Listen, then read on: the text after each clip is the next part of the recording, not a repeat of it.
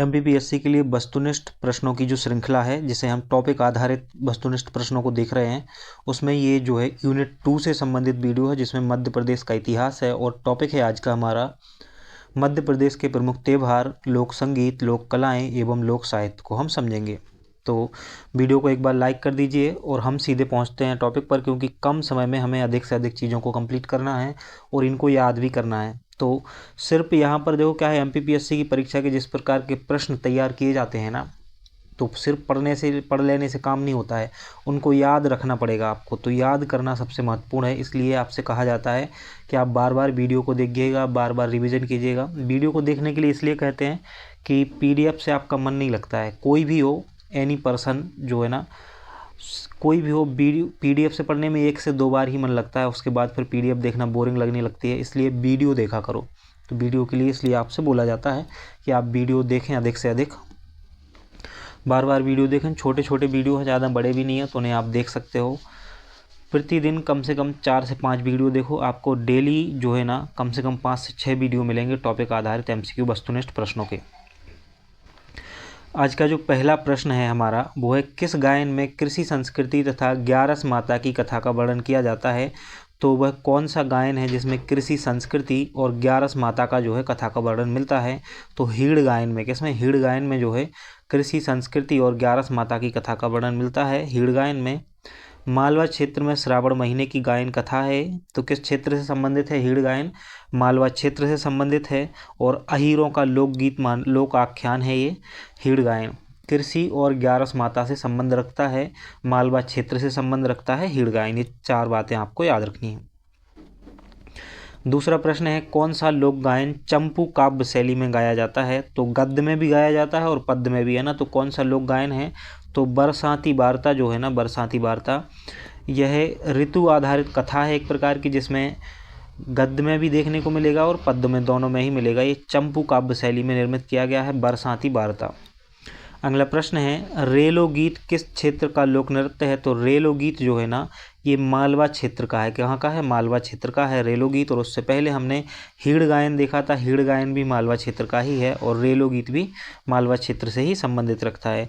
जो रेलो गीत होता है ना, भील और कोरकू जनजाति का गायन है। तो यह भी याद रखना है, क्योंकि जनजातियाँ हमारे सिलेबस में विशेष रूप से अलग से ऐड कर दी गई हैं। तो जनजातियों के बारे में तो सभी चीज़ें याद करनी है।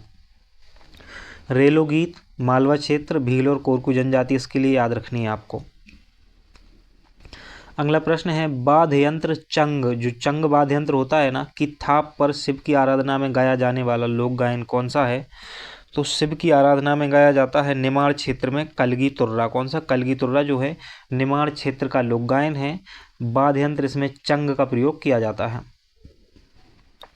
अगला प्रश्न है किस लोक गायन में अखाड़े होते हैं। तो किस लोक गायन में जो है अखाड़े होते हैं, ये पूछा जा रहा है। तो कलगी तुर्रा जो निमाड़ क्षेत्र का लोक गायन है ना, इसमें अखाड़े होते हैं। तो कलगी तुर्रा निमाड़ क्षेत्र का। हीड़ गायन कहाँ का? हीड़ गायन मालवा का, याद रखना है। बरसाती वार्ता भी मालवा का है, यह भी याद रखना है।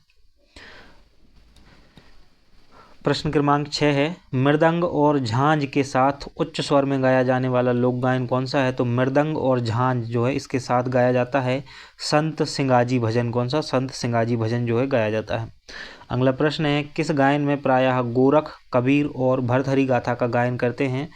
तो नागपंथी गायन जो है ना, निमाड़ क्षेत्र में, निमाड़ में जो नाग जोगियों के द्वारा भगवा वस्त्र पहनने, हाथ में रेगड़ी पकड़े अथवा रू रू बजाते हुए इस भजन को गाते हैं, नागपंथी गायन को। इसमें किसकी कथाओं का गायन करते हैं? गोरख, कबीर और भरथरी की। प्रश्न क्रमांक 8 है आत्मा की अमरता और शरीर की नस्बरता संबंधी पारंपरिक गीत को क्या कहा जाता है। तो आत्मा की अमरता और शरीर की नस्बरता संबंधी जो गीत है वो मसान्या गीत है। और किस क्षेत्र का है? निमाड़ क्षेत्र का है। ये मृत्यु गीतों में कार्यों खोज को गाया जाता है। तो एक प्रकार का मृत्यु गीत है, निमाड़ क्षेत्र से संबंध रखता है मसान्या। तो निमाड़ क्षेत्र का मृत्यु गीत है मसान्या। इससे पहले देखो हमने देखा था कौन सा? नागपंथी गायन, वह भी निमाड़ क्षेत्र का था। और हमने कलगी तुर्रा देखा, वह भी निमाड़ क्षेत्र का था। तो मालवा क्षेत्र में हीड़ गायन और बरसाती वार्ता याद रखना है। निमाड़ क्षेत्र में कलगी तुर्रा याद रखना है। और साथ में नागपंथी गायन याद रखना है और मसान्या याद रखना है निमाड़ क्षेत्र में। अगला प्रश्न है किस लोकगीत में मुख्यतः राजा जोलांग साय की कथा के साथ प्रकृति के अनेक जटिल रहस्यों का समाधान प्रस्तुत किया गया है? तो घोटुल पाठा, जो कि गौड़ और मुड़िया जनजाति से संबंध रखता है। ये नृत्य कौन सा है? गीत घोटुल पाठा जो गीत है, ये मृत्यु के मौके पर गाया जाने वाला गीत है घोटुल पाठा। इसका जो क्षेत्र है बघेलखंड क्षेत्र में गाया जाता है घोटुल पाठा। तो गोंड और मुड़िया जनजाति के लोग इसको गाते हैं घोटुल पाठा को। एक प्रकार का गायन है ना। और ये किस क्षेत्र से संबंधित है? बघेलखंड क्षेत्र से संबंध रखता है। बांस लोकगीत किस क्षेत्र में गाया जाता है? तो बांस लोकगीत भी बघेलखंड क्षेत्र में ही गाया जाता है। ये मोरत ध्वज और कर्ण जो हुए हैं ना, उनकी गाथाओं पर आधारित है बांस गीत। कहाँ से संबंधित है? बघेलखंड क्षेत्र से संबंधित है। अगला प्रश्न है, झेला किस नृत्य से संबंधित है? तो झेला जो है मटकी नृत्य से संबंधित है। जब एक ही महिला नाचती है, इसके प्रारंभ में एक ही महिला नाचती है, उसे ही झेला कहा जाता है। तो जो मटकी नृत्य होता है, जब उसकी शुरुआत होती है तो पहले एक महिला नाचती है, फिर और भी समूह में महिलाएं नाचने लगती हैं। तो जब एक महिला नाचती है ना, तो उसको कहा जाता है झेला। झोला या झालरिया किस लोक नृत्य की शैलियाँ हैं? तो गणगौर की शैलियाँ हैं। किसकी हैं? गणगौर की शैलियाँ हैं। झोला और झालरिया गणगौर नृत्य की शैलियाँ हैं।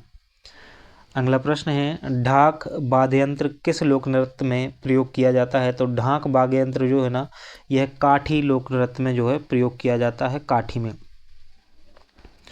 राजुल व खोरदार किस लोक नृत्य से संबंधित हैं? तो राजुल व खोरदार जो है ना, राजुल और खोरदार ये काठी नृत्य से संबंधित हैं। किससे? काठी नृत्य से संबंधित हैं। राजुल और खोरदार काठी नृत्य से संबंध रखते हैं।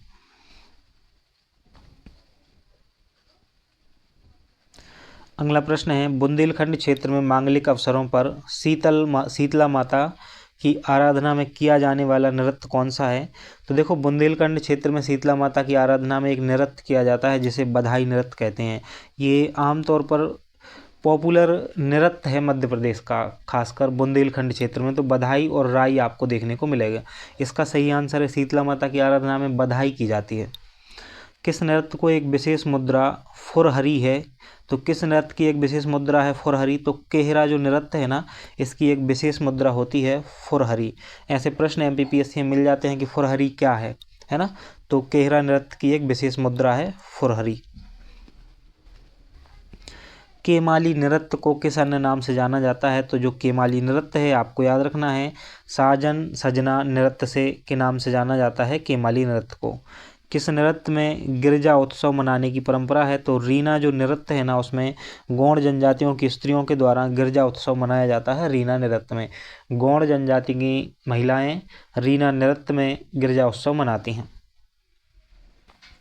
टिकोरा वाद्य यंत्र किस लोक नृत्य में प्रयोग किया जाता है? तो टिकोरा वाद्य यंत्र टिकोरा वाद्य यंत्र जो है वो कहरबा लोक नृत्य में प्रयोग किया जाता है। कहरबा लोक नृत्य जो है गौड़ जनजाति द्वारा सामूहिक रूप से किया जाता है।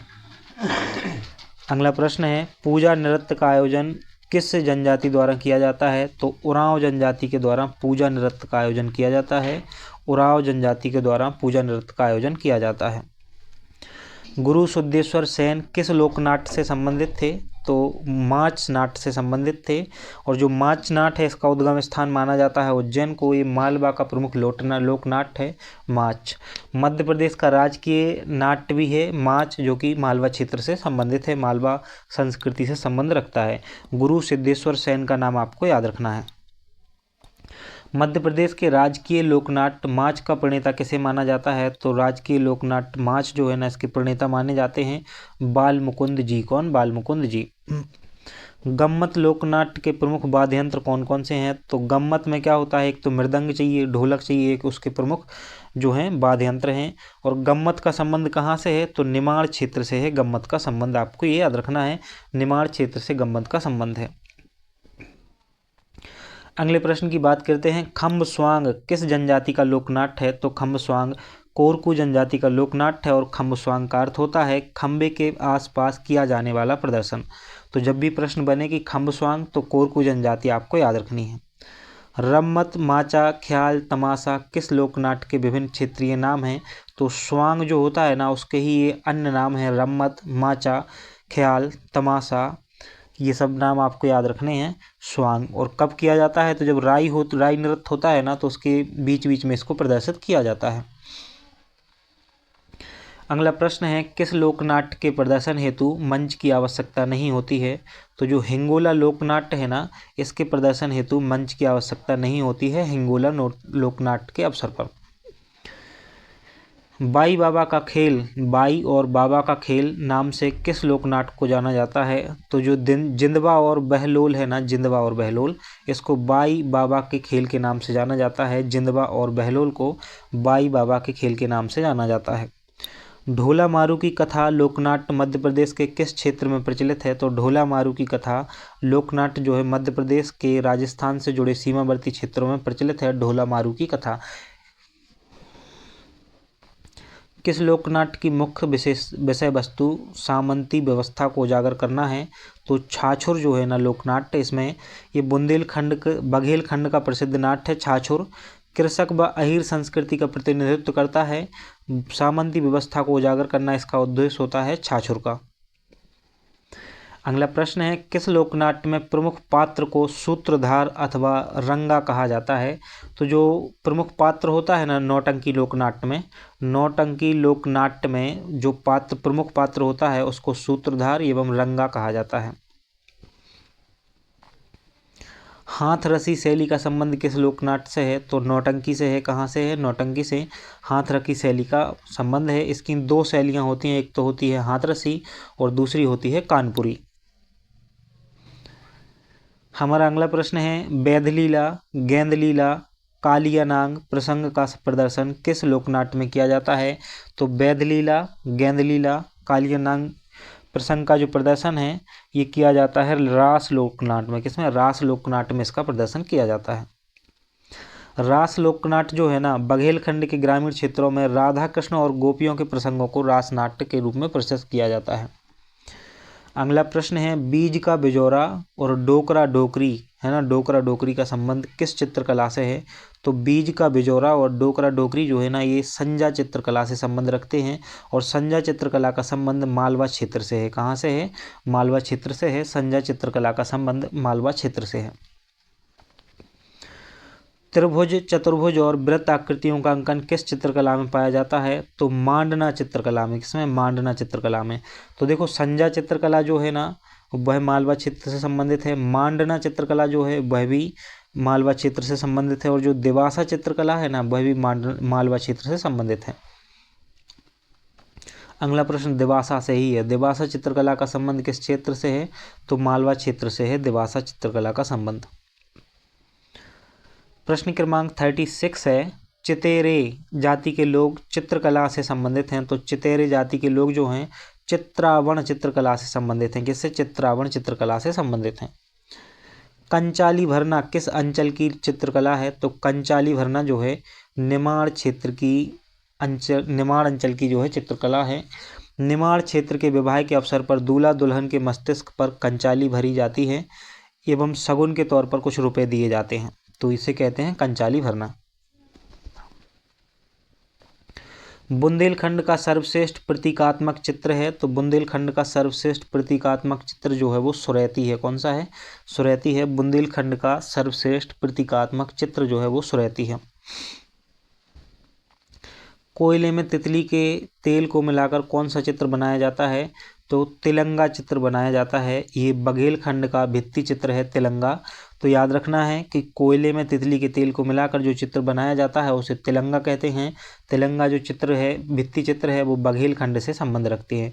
वहीं जो सुरैती है वो बुंदेलखंड से संबंधित है। तो सुरैती बुंदेलखंड, तिलंगा जो है वो बघेलखंड से याद रखना है।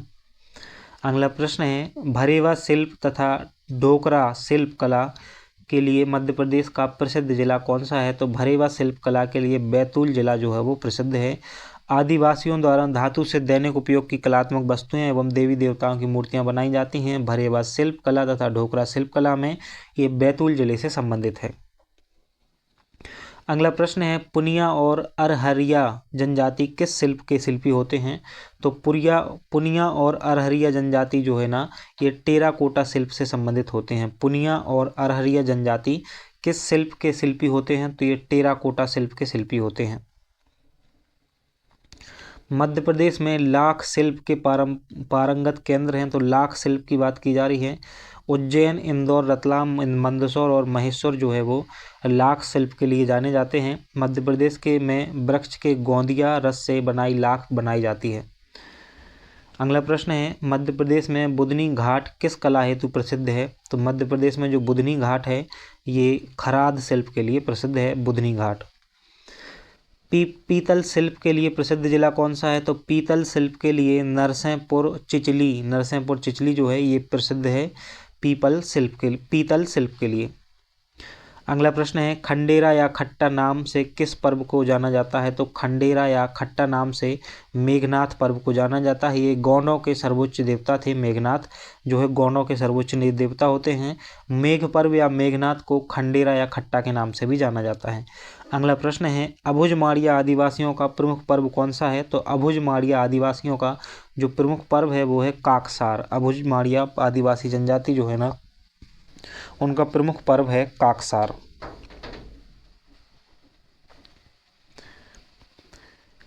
प्रश्न क्रमांक 47 है, गोंडों का नारायण देव के सम्मान में मनाया जाने वाला पर्व कौन सा है? तो गोंड जनजाति के द्वारा जो लारू काजा पर्व है ना ये नारायण देव के सम्मान में मनाया जाता है। इस पर्व सुअर के विवाह का प्रतीक माना जाता है। तो लारू काजा जो पर्व है ना गोंडों के नारायण देव के सम्मान में मनाते हैं ये।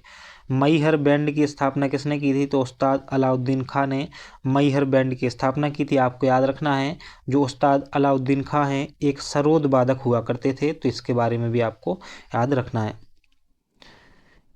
प्रश्न क्रमांक 49 है, यहाँ बच्चे रोते हैं तो सुर में और पत्थर लुढ़काते हैं तो ताल में, किस क्षेत्र के लिए यह कहावत प्रसिद्ध है? कि अगर यहाँ बच्चे रोते हैं तो सुर में और पत्थर लुढ़काते हैं तो ताल में, तो ये किस क्षेत्र के लिए प्रसिद्ध है? तो ये संगीत सम्राट तानसेन की नगरी के लिए कहा गया है। तानसेन नगरी ग्वालियर के लिए कहा गया है। वर्ष 1958 में कालिदास समारोह का उद्घाटन वर्ष 1958 में जो है कालिदास समारोह का उद्घाटन किनके द्वारा किया गया था? तो डॉक्टर राजेंद्र प्रसाद के द्वारा वर्ष 1958 में कालिदास समारोह का उद्घाटन किया गया था। कब? 1958 में राजेंद्र प्रसाद के द्वारा। मध्य प्रदेश में तुलसी उत्सव का आयोजन किस नदी के तट पर किया जाता है? तो मंदाकिनी नदी तट चित्रकूट में जो है तुलसी उत्सव का आयोजन किया जाता है। मंदाकिनी नदी तट चित्रकूट में। प्रतिवर्ष जो है मध्य प्रदेश तुलसी अकादमी द्वारा धनतेरस से दीपावली तक आयोजित किया जाता है। मंदाकिनी नदी के तट पर चित्रकूट में तुलसी उत्सव मनाया जाता है। अगला प्रश्न है, गधों का मेला किस शासक द्वारा शुरू कराया गया था? तो सतना चित्रकूट में औरंगजेब के द्वारा जो है गधों का मेला शुरू कराया गया था। मध्य प्रदेश का सबसे बड़ा व्यापारिक मेला किनके द्वारा शुरू कराया गया?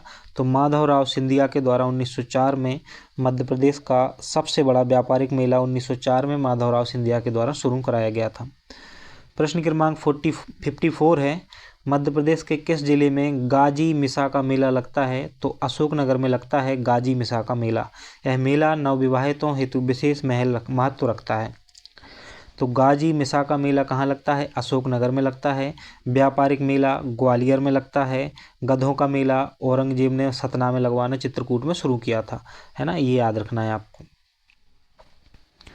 अगला प्रश्न है, कौन सा उत्सव वर्ष में 2 बार मनाया जाता है? तो भाई दूज जो है ना वर्ष में 2 बार मनाया जाता है, एक बार होली के तुरंत बाद और दूसरी बार दीपावली के तुरंत बाद।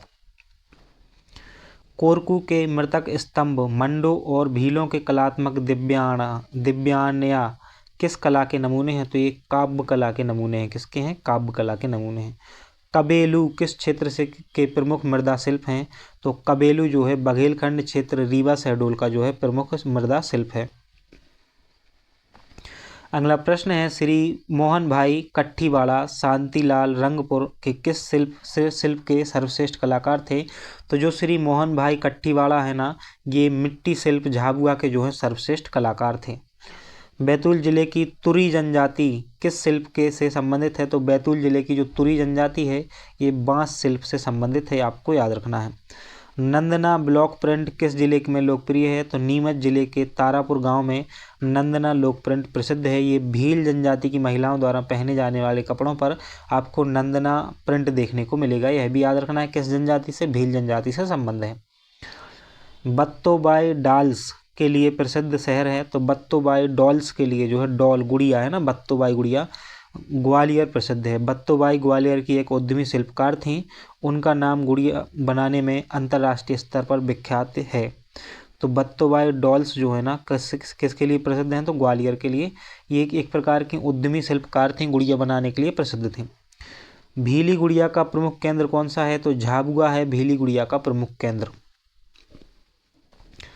तांबा धातु की जरी वाले बाघ प्रिंट के लिए प्रसिद्ध जिला कौन सा है? तो तांबा धातु की जरी वाले बाघ प्रिंट के लिए धार जिला जो है वो प्रसिद्ध है। वहीं सोने के धागे से कढ़ाई का उपयोग करके किस शिल्पकला में सोने के धागों से कढ़ाई की जाती है? तो जरी जरदोजी। कभी कभी जीभ पलटती नहीं है, इसलिए शब्द सीधा हो जाता है। जैसे जो लिखा होता है उससे सीधा बोल जाते हैं, है ना। तो आप लोगों को लगता होगा ऐसा नहीं है, कभी कभी जीभ क्या है, पलटती नहीं है। देखो जो जरी जरदोजी है ना, कला स्थापित करने का श्रेय जो है भोपाल की बेगमों को जाता है। अगला प्रश्न है पंजा पद्धति कहाँ जाता है? तो पंजा पद्धति कहा जाता है सूती दरी एवं कालीन की बुनाई पद्धति को पंजा पद्धति कहा जाता है। अगला प्रश्न है गाबो और कपो का संबंध किस शिल्प कला से है? तो टीकमगढ़ का जो पीतल शिल्प है ना, उससे संबंध है गाबो और कपो का। बैतूल का ढोकरा शिल्प कला अन्य किस नाम से जाना जाता है? तो घड़वा कला के नाम से जाना जाता है। बैतूल की ढोकरा शिल्प को किस अन्य नाम से जाना जाता है? घड़वा कला के नाम से जाना जाता है। मध्य प्रदेश में जो लाख का काम करने वाली जाति है उसको लखार जाति कहा जाता है। तो ये लाख का काम करते हैं। राजेंद्र लखार जो हैं प्रसिद्ध लाख शिल्पकार हैं। ये कहाँ से संबंधित हैं? लखार का। मध्य प्रदेश में लाख का काम करने वाली जनजाति को लखार कहा जाता है। अगला प्रश्न है बसदेवा की पारंपरिक गायन जाति को क्या कहा जाता है? तो बसदेवा जो गायन होता है ना, उसको पारंपरिक गायन को हर बोले कहा जाता है। बसदेवा गायन में रामायण तथा कर्ण कथा, गोपचंद भरथरी कथा आदि को गायन किया जाता है। गड़रिया तेली कोटवार जाति के लोग किस गायन में विशेष दक्षता रखते हैं? तो ये विदेशिया गायन करते हैं। गड़रिया तेली कोटवार जाति के लोग जो है ना, ये विदेशिया गायन करते हैं। प्रश्न क्रमांक 71 है श्री प्रकाश यादव तथा श्री राम सहाय पांडे किस लोक नृत्य से संबंधित हैं? तो सागर के हैं श्री राम सहाय पांडे। इनको पद्मश्री सम्मान से भी सम्मानित किया गया है। राई नृत्य से संबंधित हैं। इनका क्षेत्र है बुंदेलखंड। और जो राई नृत्य होता है ना, उसमें ढोलक और नगड़िया का जो है प्रयोग किया जाता है। तो श्री प्रकाश यादव और श्री राम सहाय पांडे का नाम आपको राई नृत्य के लिए याद रखना है। अगला जो प्रश्न है मंदारी नृत्य किस क्षेत्र में किया जाता है पूछा जा रहा है। तो मंदारी नृत्य जो है आपको बघेलखंड में देखने को मिलेगा। इसमें वाद्य यंत्र मांदर होता है और चिटकुल समुदाय के द्वारा और मुड़िया समुदाय के द्वारा किया जाता है। चिटकुल और मुड़िया समुदाय के द्वारा मंदारी नृत्य को बघेलखंड क्षेत्र में किया जाता है। भवई का मंचन किन क्षेत्रों में किया जाता है? तो भवई जो है ना, झाबुआ के निकटवर्ती स्थानों में किया जाता है। भवई का मंचन झाबुआ के निकटवर्ती स्थानों में किया जाता है। भीलों में प्रचलित लोकनाट्य है भवई। इसका जन्मदाता बाघोजी गुलाब सपेरा प्रसिद्ध नृत्यांगना है गुलाब सपेरा। अगला प्रश्न है लघु नाटिका के नाम से जाना जाता है। तो लघु नाटिका के नाम से स्वांग को जाना जाता है। लघु नाटिका के नाम से। अगला प्रश्न है रामजी बाबा का मेला कहाँ लगता है? तो रामजी बाबा का मेला जो है होशंगाबाद में लगता है। कार्तिक माह में 7 दिन तक। कितने दिन तक? रामजी बाबा का मेला होशंगाबाद में कार्तिक माह में 7 दिन तक लगता है। निमाड़ के कबीर के नाम से किसे जाना जाता है? तो संत सिंगाजी को निमाड़ के कबीर के नाम से जाना जाता है। और जो खंडवा का पिपलिया गाँव है ना, वहाँ पे संत सिंगाजी का मेला लगता है। निमाड़ क्षेत्र में पिपलिया गाँव खंडवा में। रावतपुरा सरकार धाम का मेला कहाँ लगता है? तो रावतपुरा सरकार धाम का मेला लाहार भिंड में लगता है। रावतपुरा सरकार धाम का मेला। अगला प्रश्न है चरण पादुका का मेला कब आयोजित किया जाता है? तो मकर संक्रांति के अवसर पर चरण पादुका छतरपुर में मेला आयोजित किया जाता है। भापेल का मेला कहाँ लगता है? तो भापेल का मेला सागर जिले में लगता है। कार्तिक पूर्णिमा के समय पर भापेल का मेला लगता है सागर जिले में।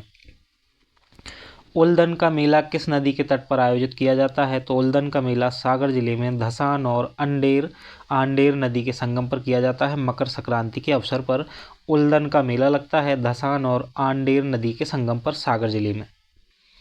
रामपायली मेला किस नदी तट पर आयोजित होता है? तो रामपायली मेला जो है ये चंदन नदी के तट पर जो है आयोजित होता है। स्थान है इसका बालाघाट और कार्तिक माह की पूर्णिमा को रामपायली का मेला लगता है चंदन नदी के तट पर बालाघाट में।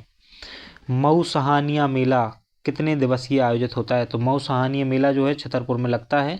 कितने दिन के लिए? 5 दिवसीय है। चंद्रावली नामक कथा गीत किस अवसर पर गाए जाते हैं? तो चंद्रावली नामक कथा गीत गोवर्धन पूजा के अवसर पर गाए जाते हैं। और गोवर्धन पूजा के बारे में तो लगभग आप सभी लोग जानते ही हो। मालवा के घड़ियाल पर्व के समान बुंदेलखंड क्षेत्र में प्रसिद्ध पर्व कौन सा है? तो सुआटा पर्व जो है वो मालवा के घड़ियाल पर्व के जैसा ही होता है। हर छठ या हल छठ पर्व कब मनाया जाता है? तो भादो माह कृष्ण पक्ष की षष्ठी को जो है हर छठ मनाया जाता है। ढोल ग्यारस किस क्षेत्र में मनाया जाने वाला पर्व है? तो निमाड़ क्षेत्र में मनाया जाने वाला प्रमुख पर्व है ढोल ग्यारस। ये भाद्र पक्ष शुक्ल पक्ष एकादशी को कृष्ण भगवान की पूजा में मनाया जाता है ढोल ग्यारस निमाड़ क्षेत्र में। पलासला पर्व किस क्षेत्र में मनाया जाता है? तो पलासला पर्व जो है ये धर के जनजातीय समूह में मनाया जाता है। धार के जनजातीय समूह में, ना धर नहीं, धार के। पलासला पर्व जो है धार के जनजातीय समूह में मनाया जाता है। भुजरिया पर्व कब मनाया जाता है? तो भुजरिया पर्व जो है ना श्रावण पूर्णिमा रक्षाबंधन के समय पर मनाया जाता है भुजरिया पर्व। मांडवरा पर्व किस जनजाति द्वारा मनाया जाता है? तो मांडवरा पर्व जो है ना ये गौड़ जनजाति के द्वारा मनाया जाता है। मांडवरा पर्व गौड़ जनजाति के द्वारा मनाया जाता है। हिंगोटा मार युद्ध कहाँ आयोजित होता है? तो हिंगोटा मार युद्ध जो है ना गौतमपुरा इंदौर में आयोजित होता है हिंगोटा मार युद्ध। गाय गोहरी पर्व का आयोजन किन जिलों में किया जाता है? तो गाय गोहरी पर्व का आयोजन जो है झाबुआ और अलीराजपुर जिलों में किया जाता है। इसमें क्या होता है, दीपावली के दूसरे दिन जो जनजातीय क्षेत्रों में लोग हैं जमीन पर लेट जाते हैं और उनके ऊपर से गायों को दौड़ाया जाता है गाय गोहरी पर्व में। मोर छठ पर्व कब मनाया जाता है? तो मोर छठ पर्व जो है ना भाद्रव माह की शुक्ल पक्ष की षष्ठी जो होती है ना उसमें मनाया जाता है मोर छठ पर्व। आसमाई पर्व कब मनाया जाता है? तो बैसाख माह की द्वितीय को जो है वो आसमाई पर्व मनाया जाता है बैसाख माह की द्वितीय को। कुनघुसु पुणे कब मनाया जाता है? आषाढ़ शुक्ल पूर्णिमा को कुनघुसु पुणे को मनाया जाता है आषाढ़ शुक्ल पूर्णिमा को। जब तक आप रिवीजन नहीं करोगे चीज़ें याद नहीं होंगी, इसलिए रिवीजन जरूर करना है। तो अभी सीरीज आ रही है 70 वीडियो आएंगे किसके, वन लाइनर के, है ना। और उसके बाद फिर जो शुरू होगी सीरीज वो वस्तुनिष्ठ प्रश्न होंगे, उसमें 4 ऑप्शन दिए जाएंगे, आपको हल करने को बोला जाएगा। इसलिए पढ़ते भी रहो, साथ साथ इन वीडियो को भी बार बार देखते रहो। अगर आपने ये 140 वीडियो कंटिन्यू देख लिए ना और अच्छे से तैयार कर लिए, आपके 80+ आंसर तो यहीं से हो जाएंगे बस, है ना। और बाकी और चीज़ों के लिए वीडियो आ ही रहे हैं, जैसे यूनिट 10 के वीडियो आ रहे हैं, है ना। यूनिट 9 कंप्लीट डली हुई है चैनल उस पर ग्रुप यूट्यूब चैनल पर, और यूनिट 7 कंप्लीट डली हुई है।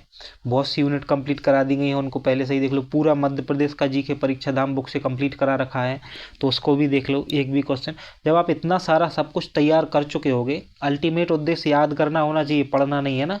पढ़ तो हर कोई लेता है, याद करके कौन जाता है परीक्षा में, ये महत्वपूर्ण है। तो आपका अंतिम उद्देश्य क्या है, याद करना है चीज़ों को, इसलिए बार बार रिवीजन करना होगा। जो बच्चे एक बार वीडियो को देख के उसको भूल जाते हैं ना, उनका कुछ नहीं होने वाला है कभी। इसलिए चीज़ों को याद रखने के लिए ज़रूरी होता है कि आप बार बार पढ़ें। वो पल सोचो जब रिजल्ट आएगा आपका और आपकी फैमिली में खुशियों की लहर दौड़ जाएगी, उस पल को तो सोचो कम से कम एक बार कि हाँ। तो उस वो जो खुशी पूरे परिवार में एकदम, और खुशी के आंसू झलक उठते हैं माता पिताजी की आंखों से, उस खुशी को देखने के लिए ना आपको आज जो है अपनी आंखों को घुसा के रखना होगा किताबों में, है ना, वीडियोज़ में। लेकिन सोशल मीडिया इन सब चीज़ों से हटो अभी, है ना, कुछ समय के लिए। अगला प्रश्न है, झंडा मेला चैतगल उत्सव किस स्थान पर मनाया जाता है? तो झंडा मेला चैतगल उत्सव जो है ना ये मनाया जाता है गोंड कोरकू द्वारा, दक्षिणी मध्य प्रदेश में झंडा मेला चैतगल उत्सव। मध्य प्रदेश समारोह कब प्रारंभ किया जाता है? तो वर्ष 1982 में मध्य प्रदेश समारोह जो है वो आयोजित किया जाता है। इसका आयोजन स्थल है नई दिल्ली। क्या है आयोजन स्थल? नई दिल्ली है। 1982 में मध्य प्रदेश समारोह जो है वो प्रारंभ किया गया था 1982 में। और कहाँ आयोजित होता है मध्य प्रदेश समारोह? तो आपको न्यू दिल्ली याद रखना है, न्यू दिल्ली में आयोजित किया जाता है। मध्य प्रदेश का सबसे बड़ा नृत्य समारोह कौन सा है? तो खजुराहो नृत्य समारोह जो है मध्य प्रदेश का सबसे बड़ा नृत्य समारोह है और इसका प्रारंभ हुआ था 1976 में। तो देखो, मध्य प्रदेश समारोह पूछा जाए तो 1982 में शुरू हुआ था, कहाँ पर? नई दिल्ली में। और खजुराहो नृत्य समारोह पूछा जाए तो 1976 में शुरू हुआ है। मध्य प्रदेश का सबसे बड़ा नृत्य समारोह है। अगला प्रश्न है, गुरु शिष्य परंपरा पर आधारित ध्रुपद समारोह का आयोजन कब से किया जाता है? तो वर्ष 1981 से किया जा रहा है ध्रुपद समारोह। कहाँ पर? भोपाल में 1981 से। पूछा जा रहा है कि युवा महोत्सव का आयोजन कब प्रारंभ हुआ, पूछा जा रहा है ना, कब प्रारंभ हुआ है ना, कब प्रारंभ हुआ? तो वर्ष 1985 में युवा महोत्सव का आयोजन प्रारंभ किया गया था। हमारा आज का अंतिम प्रश्न है, सबरी कुंभ उत्सव किस नदी तट पर आयोजित किया जाता है? तो सबरी कुंभ उत्सव का जो आयोजन है ये नर्मदा नदी अमरकंटक अनूपपुर में जो है ना, नर्मदा नदी के तट पर अमरकंटक अनूपपुर में सबरी कुंभ उत्सव का आयोजन किया जाता है। तो ये तो थे हमारे 100 प्रश्न, इनका आप रिवीजन कर लीजिएगा एक बार, है ना। मैं तो कहता हूँ एक बार क्या, आप 10 बार रिवीजन करिएगा हर चीज़ का, ताकि चीज़ें जो है बहुत अच्छे तरीके से तैयार हो जाएं। मिलते हैं फिर नेक्स्ट वीडियो में, तब तक के लिए एक बार वीडियो को लाइक कर दीजिएगा, एक ही बार करना होता है लाइक, है ना, और एक बार अपने दोस्तों में शेयर कर दीजिएगा और अपना और अपने परिवार का ध्यान रखिएगा।